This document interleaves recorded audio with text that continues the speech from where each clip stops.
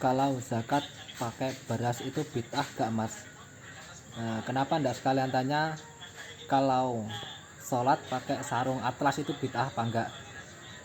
Kalau sholat pakai kaos merek Adidas itu bid'ah apa enggak? Itu semua akan memberikan jawaban yang sama. Kalau dikatakan sunnah, itu tidak pernah dijumpai di zaman Rasulullah Shallallahu Alaihi Wasallam. Beras juga belum dijumpai oleh Rasulullah Shallallahu Alaihi Wasallam. Begitu juga sarung atlas, sarung merek Atlas, dan juga kaos merek Adidas. Tapi kalau dihukumi bid'ah, yaitu berat juga. Semua yang dibolehkan, dihalalkan menjadi bid'ah dan tidak boleh. Ya repot juga kalau dihukumi bid'ah. Dan maka kita harus mengerti definisi bid'ah itu sendiri. Jadi definisi bid'ah itu apa saja yang tidak diajarkan oleh Rasulullah Shallallahu Alaihi Wasallam. Meskipun itu mungkin dilakukan.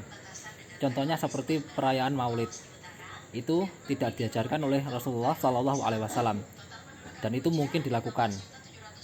Lain halnya dengan zakat pakai beras, itu tidak diajarkan oleh Rasulullah Shallallahu Alaihi Wasallam karena tidak dijumpai di zaman itu, dan itu tidak mungkin karena tidak dijumpai di zaman itu.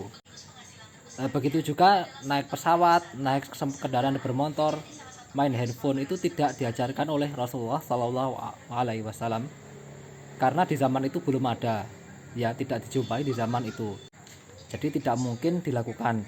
Sedangkan maulidan, tabarukan di kuburan, dan acara haul, perayaan Isra Mi'raj, dan itu tidak diajarkan oleh Rasulullah Shallallahu Alaihi Wasallam, tapi itu mungkin diajarkan. Makanya itu disebut dengan bid'ah. Ya sebenarnya simpel sih, bid'ah itu simpel. Cuma kalau Anda kena taklid, kena virus TBC taklid, bid'ah dan khurafat, itu Anda berumur 1 abad pun Anda belum paham bid'ah. Padahal simpel sekali kan. Orang kalau sudah mengaji sunnah 1 hari 2 hari pengajian itu sudah paham bid'ah. Tapi kalau gak ngerti, kena korban TBC itu 1 abad pun tidak paham bid'ah. Dan itu mirisnya di situ. Itu harus Anda akui.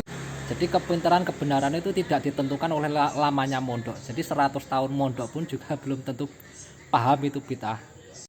Dan terkait masalah zakat dengan beras, zakat itu adalah dengan qautul bilad, yaitu makanan pokok dalam negeri.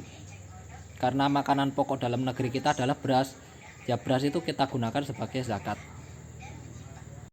Kalau di zaman Nabi Shallallahu Alaihi Wasallam menggunakan kurma dan gandum,